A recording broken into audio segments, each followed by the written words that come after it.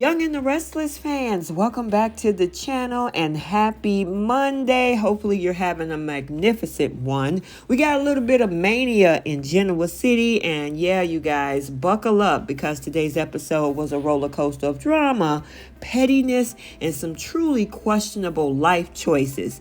You know what? I'm going to give you a few highlights and then we'll get into it. We got the drama over at the GCAC, Billy, Sally equal chaos, and Adam's pity party. We got Crimson Light, Sharon versus Cameron, and here comes Adam. A little bit of a hospital hustle between Phyllis and Nick, and Phyllis and Michael. And then Nick, Mariah, and Faith is trying to connect the dots. So without any further ado, let's go ahead and talk about this drama in Genoa City for November 25th.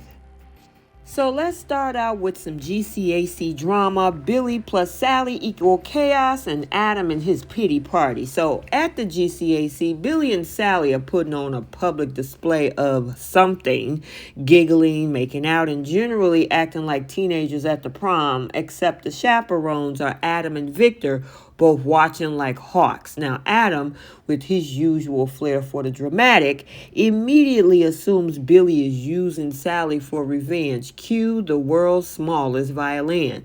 Victor, ever the sage, advises Adam, look, just keep your cool. Don't lose control, warning that if they see you sweat, they win. But does Adam listen? No. Instead, he sends a petty bottle of champagne over to their table. Nice try, Adam. Billy and Sally, unbothered. They send the champagne right back with the generous tip for the waiter. Now, Billy even gives Adam a little smug little wave, and Sally begs him, look, don't try to provoke him. But Billy's loving this way too much. He's living rent-free in Adam's head, and he knows it.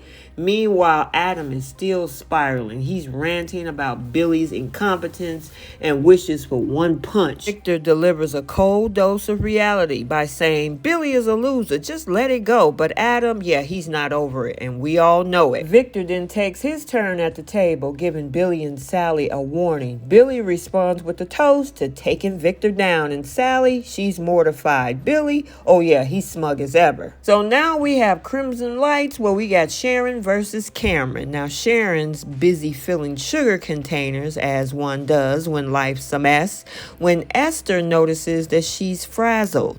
Now, Cameron pops up like the ghost of Christmas crazy, taunting Sharon about her inevitable downfall. He predicts a future of gray skin, lonely prison nights, and total disgrace. What a charmer. Now, Sharon finally snaps, telling him to scram for good. After a tense showdown, she wheels him away like she's Dorothy in The Wizard of Oz. Poof, he's gone. Enter Adam, conveniently popping by to check in on her. Now, he's concerned, offering his support, but Sharon insists that she's fine and that they bring out the worst in each other. Now, Adam protests, reminding her of all the times that they saved each other. Sharon, though, isn't having it. She's determined to face this all alone. So now we got this hospital hustle. Phyllis and Nick, and Phyllis and Michael, talking about a tense reunion. Phyllis is back, alive, and well, and bossy.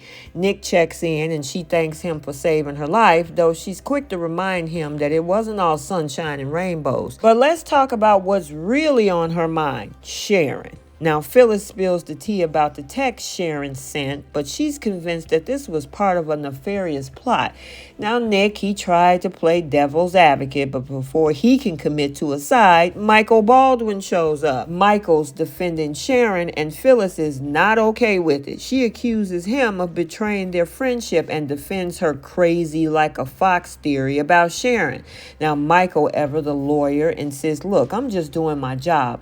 Phyllis doesn't want to hear any of it and declares that their friendship might not survive this.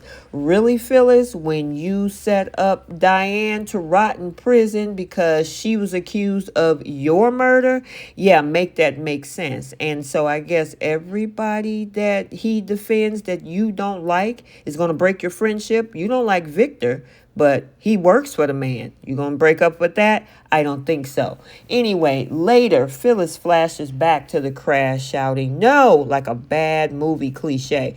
Michael presses her for answers, but yeah, she brushed it off. She realized that it wasn't Sharon that ran into her lane, and she kept that a big old secret. And finally, we got a game of connect the dots between Nick, Mariah, and Faith. So over at Society, Nick fills Mariah and Faith in on Phyllis's accusations. Now, Mariah's skeptical, but Faith raises an interesting point. Sharon couldn't have sent those texts because she didn't even have her phone when they were sent. Plot twist alert, like we saw. Now, the three of them start piecing together a timeline, but one thing is clear. Sharon's in deep, and the truth isn't as straightforward as anyone thinks. So hopefully we will see how all of this unfolds. So there you have it. Yes, Genoa City today is a hot mess, and I know I'm here for it. Adam's pity parade, Sharon's ghostly drama, and Phyllis's vendetta against literally everyone. This episode was chaotic perfection. Who's playing who? Who's telling the truth or not? And more importantly, will Victor ever run out of insults for Billy? Yeah, we got to stay tuned, Soapies, because it's about to get even messier.